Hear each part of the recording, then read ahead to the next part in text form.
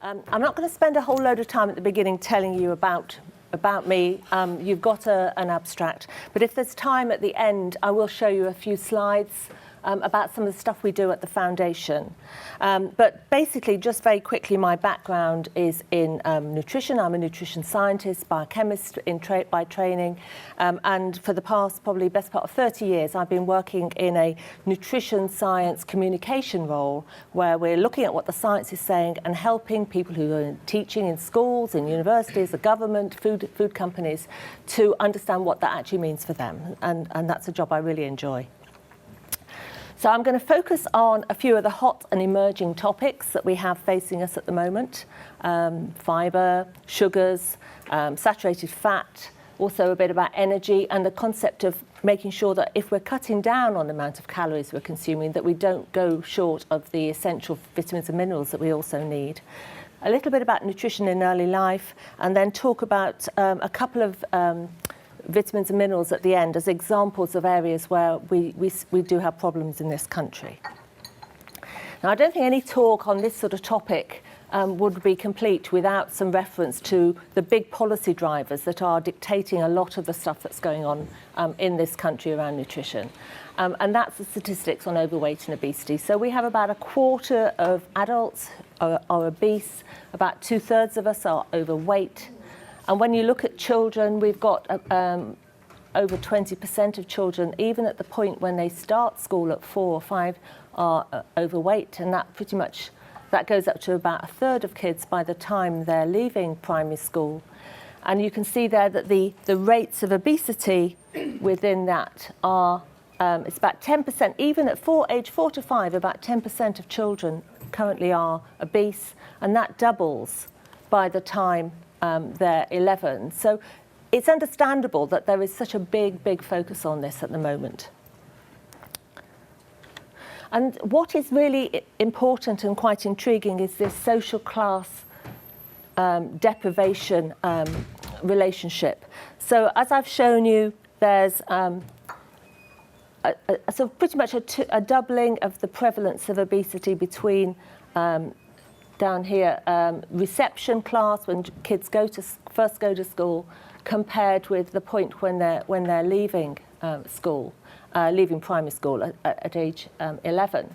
But if you look from the least deprived, so this is divided into tenths, the least deprived versus the most deprived, there's a doubling in those most deprived children. So you've got in children growing up in deprived families in Britain, there's already about a quarter of them are obese at the age of 11. So it really emphasises that something needs to be done about this.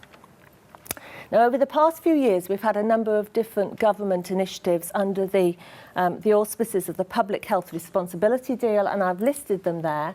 These often have associated with them pledges that food companies make about how they're going to change the amounts of these particular components in foods.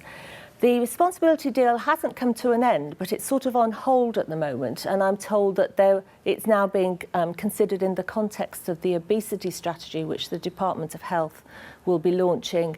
They've been saying at the back end of this year, they're now saying January. So no doubt we'll hear more about that in due course. A component of a lot of that is this concept of energy density, and I don't know whether all of you are familiar with this, but it's to do with the amount of calories that you get per gram of food or per 100 gram of food. So the concentration of the calories within the food. And it's illustrated on this bit here, because both of those tables, displays of food, have got exactly the same amount of calories, just 1,575 calories. And you can see that there's a lot of food over here and not so much food over here.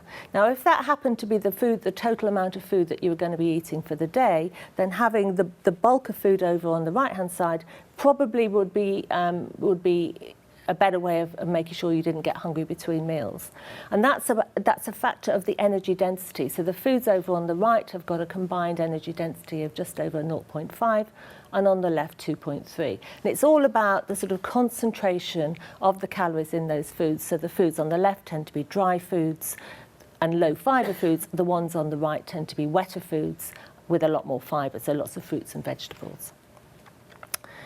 Now, we've had a lot of very confusing stuff in the papers over the last year about saturated fat. We've known for decades that saturated fat, too much of that puts your blood cholesterol level up, and that's been known for a long, long time, and is part of the basis of guidance around the world on heart disease prevention, risk reduction.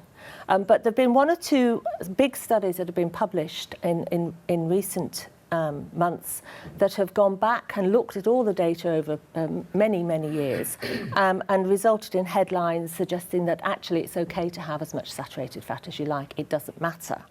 And I think that's probably not a very helpful recommendation. And one of these particular studies came from a group in the UK, Chowdhury and colleagues. And such was the response to this particular paper that Walter Willett, who is one of the well-known names in this field, he's from Harvard School of Public Health, he actually went on, did a blog, quite an extensive piece on YouTube, and also put out this statement saying how misleading the study was. And he, unfortunately, they'd misused some of his own data, which will always infuse some passion. But he pointed that out. But he also made a very, very important observation, and that's about when you reduce saturated fat, it's what you replace it with that really matters. And what a lot of the early studies that were conducted in the US had ended up doing is that people had reduced their saturated fat and gone to a lower fat diet. But in doing that, they'd actually consumed more refined carbohydrate and more sugar. And that actually didn't affect the risk, so the risk didn't seem to improve.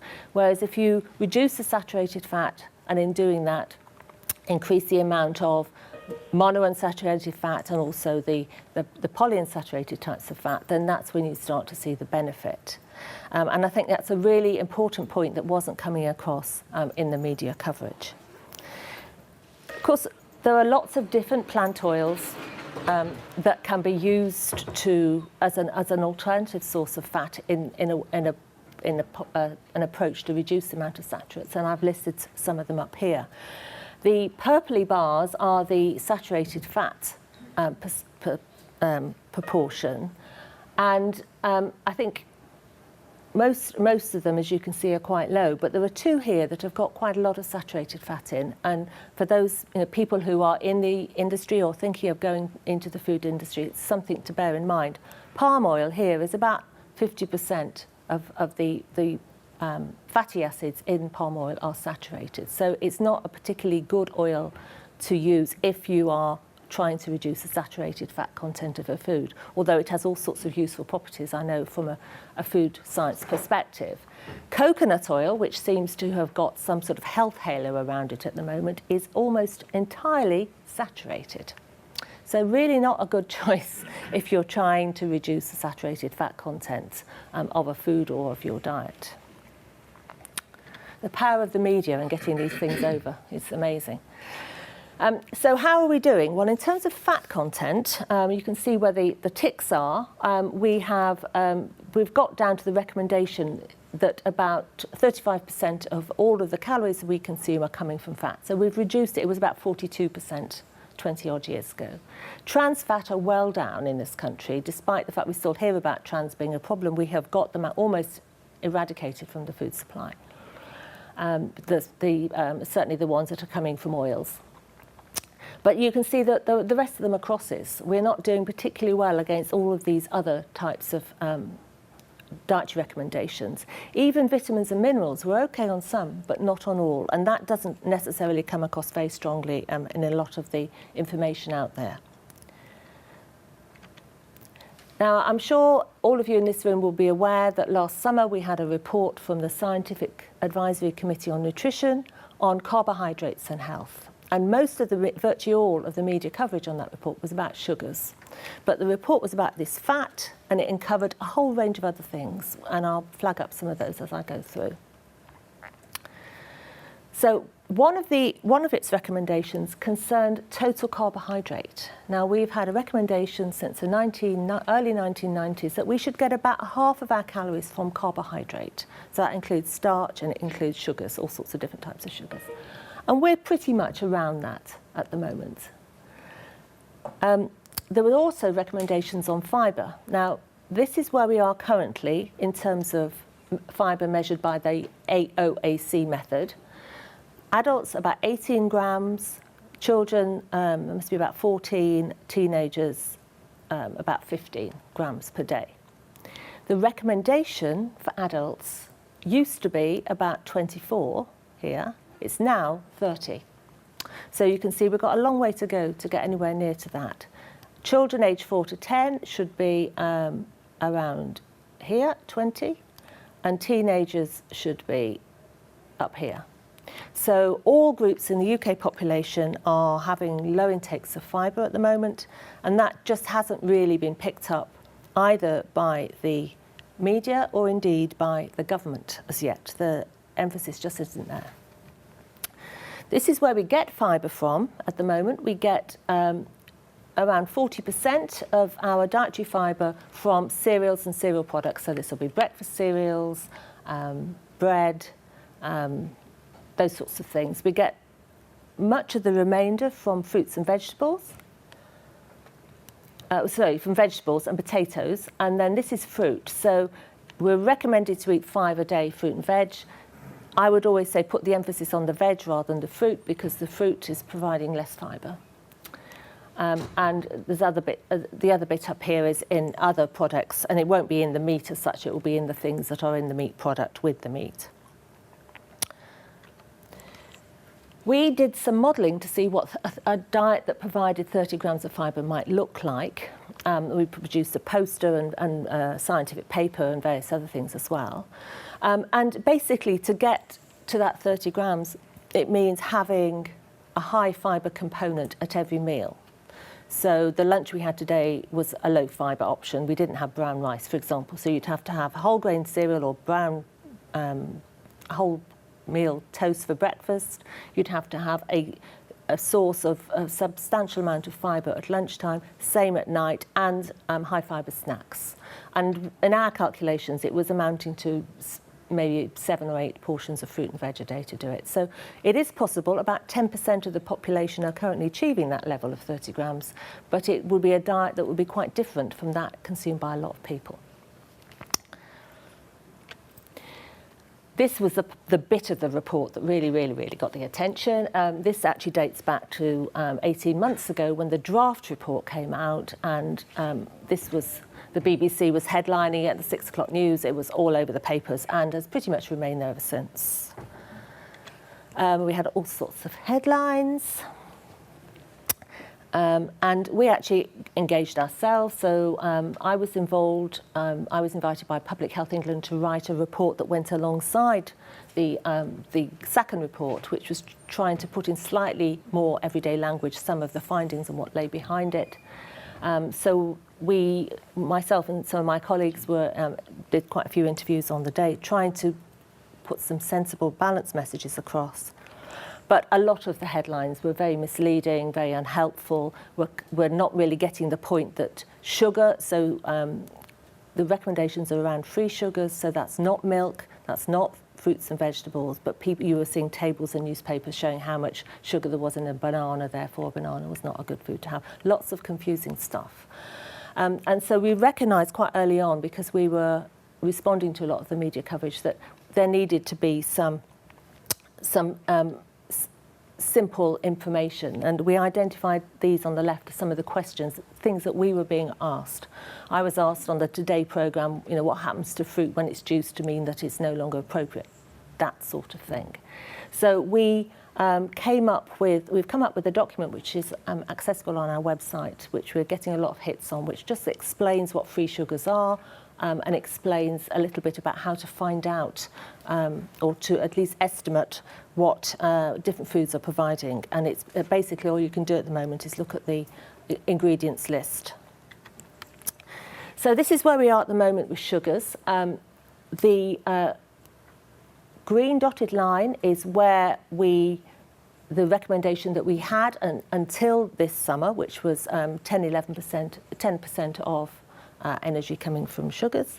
And this is where we are now with a recommendation of 5%. So even where we were before, no population group was achieving that. Now we're well ahead, above the recommendation. So it's going to be a huge challenge for most people to get anywhere near that recommendation. In the top sort of 2.5% of the population, a lot of people are up at around 30% of all of their calories coming from free sugars. There has been over time some improvement. So the green bars are in the 1990s. So young children had very high free sugars intakes at that point, and they have come down. So there's evidence that things can be improved, but you will see that there is a lot to be done if we're going to achieve that. And this is where they come from. Now, I've used as an example 11 to 19-year-olds because they have, as a group, the highest intakes in the UK. They're getting about 15% of their sugar, of their energy intake from free sugars, measured in this instance as non-milk extrinsic sugars, which are a similar type classification of sugars. And you can see they're getting 40% of all of their sugars from sugar-sweetened beverages. So that helps explain why there is so much emphasis on that at the moment. That you often see breakfast cereals and yogurts, for example, picked out as types of foods that should be reduced. But in fact, breakfast cereals in total are only providing 6% of the total, and yogurt and fromage frais, etc., is only providing about 3%. So that's not necessarily the best targeted advice, really. So we have got, as I say, a challenge. We've only got 13% of adults at the moment meeting the sugars recommendation. About 10% of adults are separately meeting the fibres recommendation. When you add those two together, who is meeting both of them, it's going to be a very small proportion. And a reanalysis of this particular study, the Cressida study, found that there was only 1% of all the people in that study, 2 out of 165 people, who were managing to achieve both the sugars and the fibre recommendation. Although when they followed the intervention that was part of that study, about just over 20% of them managed to achieve them. So showing that if you do follow a healthier diet, then it is possible. But there are lots of barriers. So in my view, one of the ways that we can help people eat less sugar is to encourage them to eat more fibre, because that then changes the balance within that carbohydrates group. But there are lots of barriers to doing that. So despite everybody, I'm sure everybody can quote the 5 a day message, but less than a third of adults actually achieve that. And we've had a downward trend in purchases of starchy foods, and you could see a similar sort of decline in potatoes, for example. And some research that was done in Scotland, focus group work, revealed that carbohydrates do have a bad press in terms of there's poor understanding of the health benefits. They're not really considered to be an important part of the diet. And of course, we've got now lots and lots of low-carb diets, which reinforce that. They're seen as bland and boring. They're seen as less convenient. People find it difficult to understand what a portion might be, and we don't have any sort of target portions per day as we do with 5 a day. And there's a widespread perception that they're fattening and that they cause bloating. And that's just played out all the time in the media, particularly with regard to bread at the moment, and pasta and things like that. One way that, as a nutritionist, I might try to help people understand what foods they should be consuming is to talk about whole grains, because that's something I think people are beginning to catch on to. But in this study, which was published in 2015, only 18% of adults and 15% of children were having none of those types of foods at all. And there's not much evidence that there's been an increase in intakes of those foods over time. And of course, we have a problem because we don't have a definition of whole grain at the moment. There is one in the US, but it doesn't apply here in the UK and Europe. And so therefore making claims on pack about whole grains and helping people understand about whole grains and their importance is quite challenging at the moment. So moving on to other things, it's not just about fibre and sugar and fat, because we also need to be healthy many dozen vitamins and minerals. There's lots and lots of other nutrients that we need. And there's something in the UK called the lower reference nutrient intake. And this is an estimate of the amount of all sorts of different nutrients that we need to be healthy. And the LRNI is the amount that's only adequate for the bottom 2.5% of the population, the people in the population with the lowest needs. So if people regularly have an intake of a particular nutrient below that level, then there's a good chance they're not getting enough. And we do have evidence that that's the case in the UK for those nutrients on the left. And the numbers, the percentages that have got intakes as low as that are highest in young women, teenagers and young women, for a number of nutrients. There are some young boys in some senses as well, but particularly girls. We've also got evidence of low status, so that's the blood levels of nutrients for iron, for riboflavin, which is a B vitamin, for vitamin D, and for folate, which you'll know is important for women when they're having babies. So although so much emphasis at the moment is on sugar and saturated fat and salt, these things are really, really important too. And that's why getting at some balance back into the dietary messages and people's diets is so important. I won't go into the detail here, but this bottom part is for women. And we've got different ages, 11 to 18, 19 to 64, and different income groups. So this is the highest and this is the lowest. And you can see in the poorest women in those age groups, 50% of teenagers in the poorest quintile have got levels of iron intake that are probably inadequate.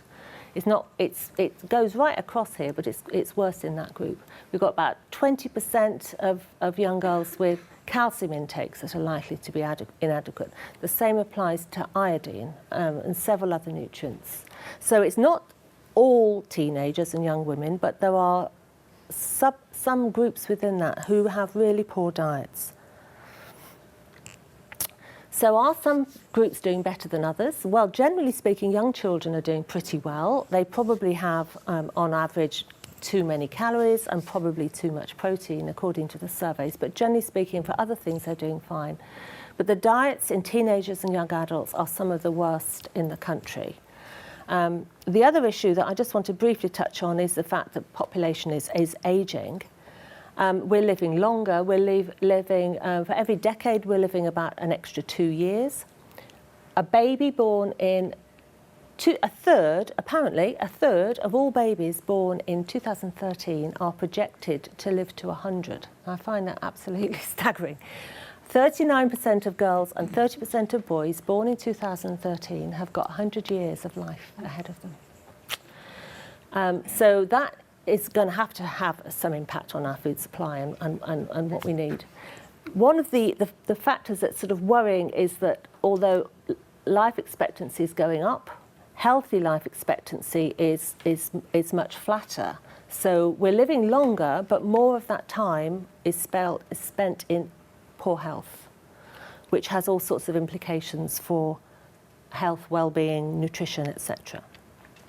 And there are many, many factors, I don't have time to go into them, that impact on people's ability to eat food and also to absorb and make the most of it as we get older. So where should the focus be? So I think traditionally a lot of the health prevention strategies have been focused around middle-aged adults who are at risk of heart disease or diabetes or whatever.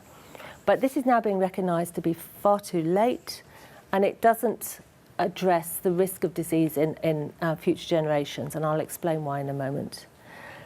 At the moment, we've got a big focus on childhood obesity. I don't know if any of you watched or read the papers about some of the Health Select Committee discussions that have been going on this week, but some of my colleagues who were giving evidence, Susan Jebb, for example, was emphasising the importance that it's not just about obesity in young children, it's about obesity in all sorts of people, age groups.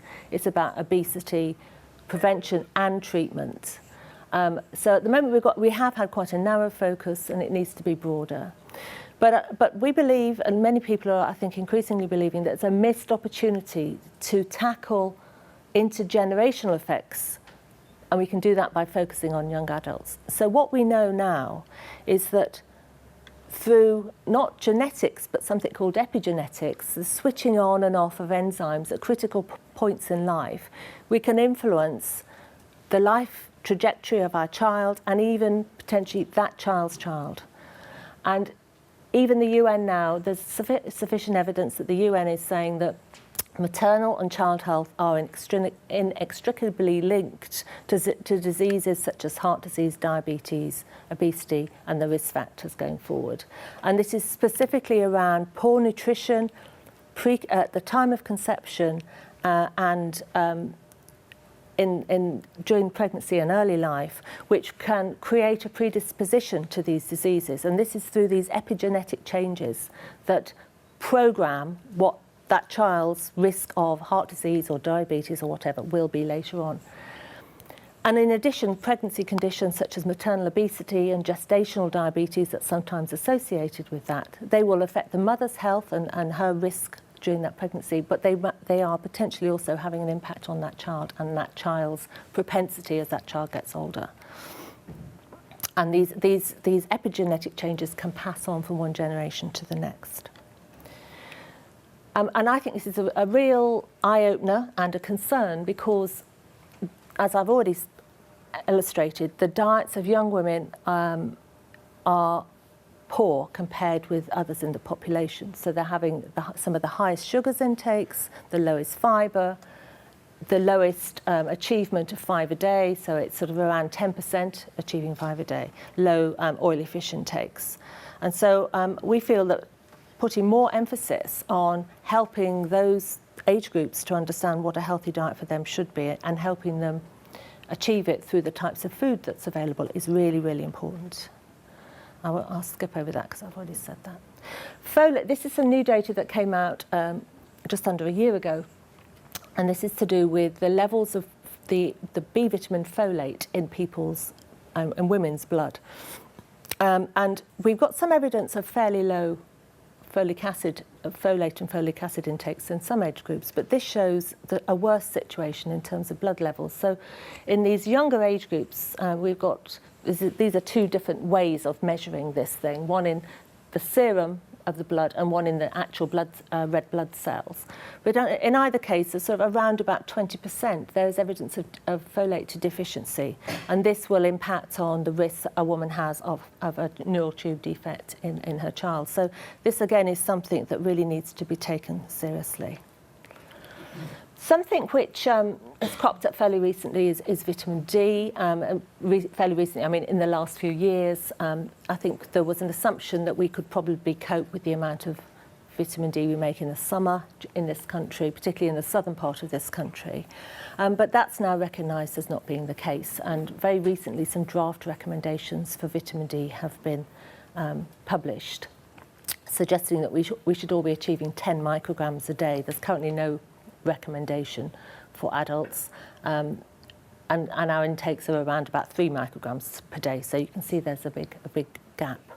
And part of the concern here is that there's a graph on the right showing that about 20% of older children and adults apparently have vitamin D deficiency, so they have a blood level below the level which is thought to protect against bone health but also muscular health.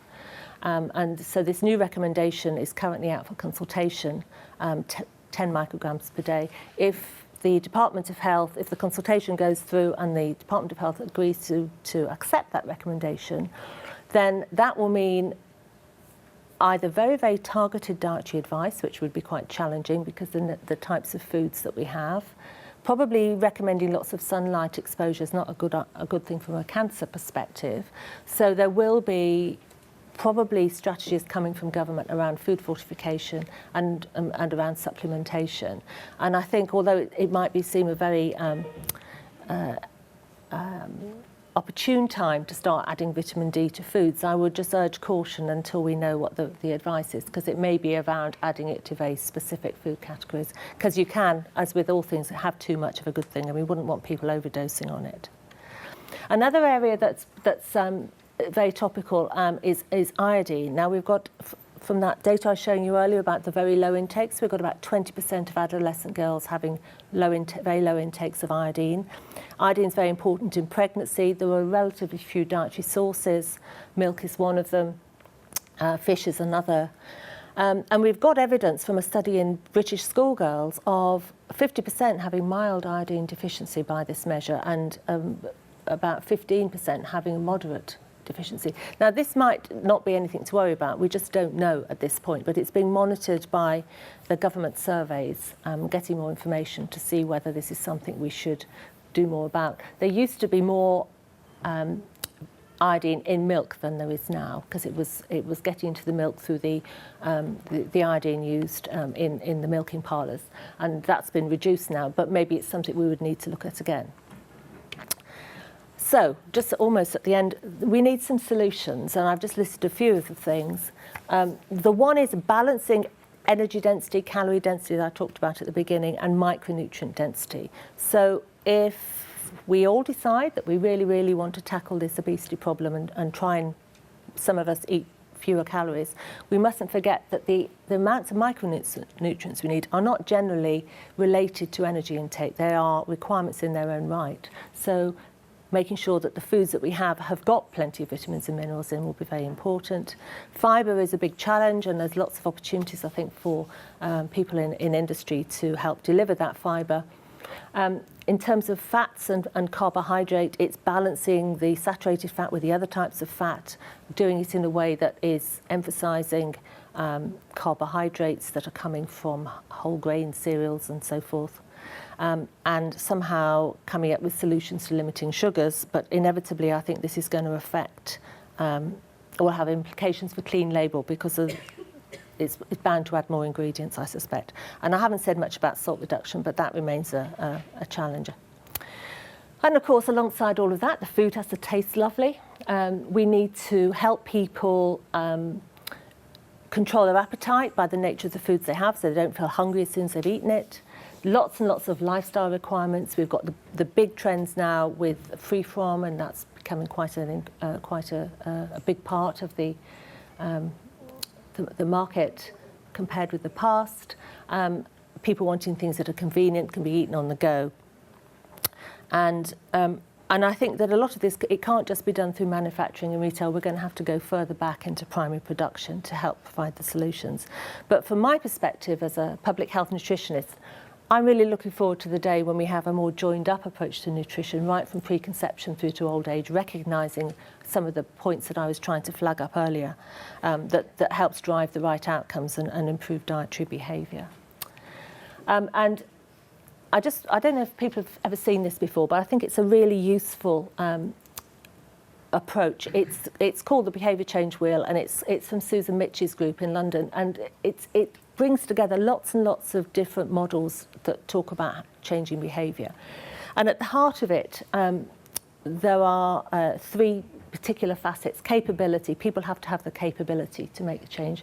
People have to have the opportunity, so the foods are there, the opportunities are there, and they have to have the motivation. And I think probably all of us could recite all of the nutritional messages very, very easily, but we need to have the motivation to make those changes, and that's really very, very difficult. And I think one of the good examples of how that motivation came about, or a number of these things came about, was with the salt reduction work that went on a while back, because you had the government saying why it was important for people to reduce their salt intake, and in parallel with that we had products coming onto the market with less salt. So I think that is a good example, but we need to really embrace this a little bit more. And just very, very quickly, I'm just going to whiz through, I think, 5 slides about stuff we do at the British Nutrition Foundation to help people understand why they should be paying more attention to their diet, and also perhaps to help provide some of the motivation. So for the past couple of years, we've been doing something called Healthy Eating Week, 3 years in fact, and you can see on the graph the number of registrations has gone up. Last year we were actually interacting with a quarter of all schools. They were registered for the week. They had materials from us. We had Princess Anne, who's our patron, came along and launched it, and we did lots of media coverage. And we're already planning for this next event next June, and hope it to be bigger still. And we're doing some stuff which is spilling out into the workplace. And so the challenges and pledges that children can make are going to be available also to workplace settings, and maybe even universities. We also work with lots and lots of other different partners in the school food space, so government, Change for Life, companies, lots of different examples here where we've provided resources or different initiatives. We have a journal which is the main vehicle for us for getting some of the science out there. We provide online training, so we've got a course, for example, on allergy. I know somebody here from Sainsbury's, I think. So your pharmacist did one of our course. We've got some basic nutrition courses. We have recently just launched this one here on catering for health online, which is targeting people in food service and catering. And we're just very shortly going to be launching a new, slightly more advanced nutrition course, which has actually got quite a lot in there about nutrition labelling and allergy, etc. We do lots of stuff on our website, trying to provide the facts behind the headlines on some of these stories so that people can actually make some decisions for themselves. And this was a resource for young children, which we were nominated for an award, and we provide a service to journalists where we try and give them some facts on which to base their stories if they ask, and also provide commentary on our website on some of the issues in the press. And that's it. Thank you very much. Thank you.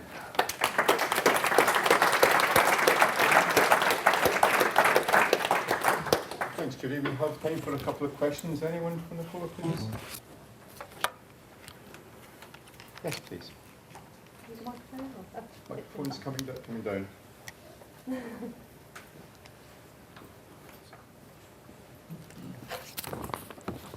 I was just wondering if there's any particular country out there that they is seen as having really good food nutrition and having a healthier diet than anywhere else in the world. The reason I ask, I've recently been to Sweden and everybody looked incredibly healthy, and we were all joking about us all being the pasty Brits. You could see us as soon as we walked in the airport, but they were glowing with health, and I just wondered if there's any research out there. Well, I think Scandinavians have done. It's a good question, actually. I was struggling to think of one for a minute there, but I think the Scandinavians have done a lot of very good work. And back in the 70s, Finland, they had the highest heart disease rates in the country, and there were a lot of interventions tried there. And what was very special about that was that they were population interventions that went right across the country, or at least sections of the population. So it wasn't just advice saying don't eat so much fat. It was everything from the doctor, surgery, the shops, everything, it all came together, and it was a big, big campaign, and it's still continuing, and their school food is great and so forth. So I think there are some good examples. And although I don't always talk about regulation being the answer and mandatory policies, but maybe there's something to be said for things which are really, really government gets behind so that people really, really believe in it. Because I think we've got to a point now where we used to have, back in the 90s, we used to have targets for obesity reduction, and they just disappeared, national targets. And I think meanwhile, the obesity stats have just gone off the radar almost, and, well, not off the radar, they're very much on the radar, but, just escalated. And I think maybe the time's come for something a little bit more than just chit-chat, Another question back, Neil. Thanks. You said earlier on in the talk about the increase in obesity levels in young children, and also the general lack of fibre being taken up in people's diets, and then alluded to the fact that the government had not picked up on that yet. Are we seeing that through other side effects, and what I'm thinking of is the earlier and earlier onset of type 2 diabetes? Well, that's definitely associated with the obesity, because if you've got, type 2 diabetes used to be called adult onset diabetes because only adults got it. Now it's for 10 years, 20 years, it's been seen in obese adolescents, we know what we can do to prevent that, and it's not a good thing to have diabetes from a young age. It's not a good disease to have. So I'm sure the diabetes will be linked with the trends in obesity. Whether I'm not sure that it's linked to the fibre specifically, but certainly to the obesity. Yeah. Last question. Do you think? Talk loudly. Do you think packaging can play more of a role in informing consumers about nutritional benefits than it is at the moment? Well, there's. Are you from the industry? Working in it, Yeah. So the food information regulation prescribes what you can and can't do. If used to its full extent, it makes packaging very, very busy. There's a lot of stuff on there. But I think we probably have led the way in some of the front of pack. Well, we have led the way in some of the front of pack provision of information in the UK. Whether people use it, I don't know. Whether if it was just calories, that would be a little bit more focused, and rather than having all of this other information, I don't know. But certainly packaging is very, very important in providing information. And the regulations mean that what information is provided is evidence-based. You know, you can't just put on any random health claims that you want to, which is very important. But at the end of the day, to what extent are people using it? I'm sure there are people in the room that have a handle on that. I suspect most people don't use it most of the time. They might use it when they buy a product for the first time, but do they sort of routinely look at what the calories are and that sort of thing? So I think helping people to use it more, perhaps identifying the bits of it which are good for them. And that's one of the things we tried to do with that sugar stuff that I showed, that frequently asked questions bit, is actually to say, well, look on the label and this is what you can find. And we do the same with a lot of the stuff we do for children, for schools, to say you've got a wealth of information available to you. This is what you can do with it. This is how you can use that information to better understand your diet. On our website, we've got a very simple food dietary analysis package, so people can put in their diet, use the packaging information to see how they might change that, and then put in a different diet and see whether it's improved. So there's a lot of practical tools and simple things that you can do, and particularly starting with children, so they really get a mindset about thinking about those things. But yes, packaging is a very, very important component in providing that information.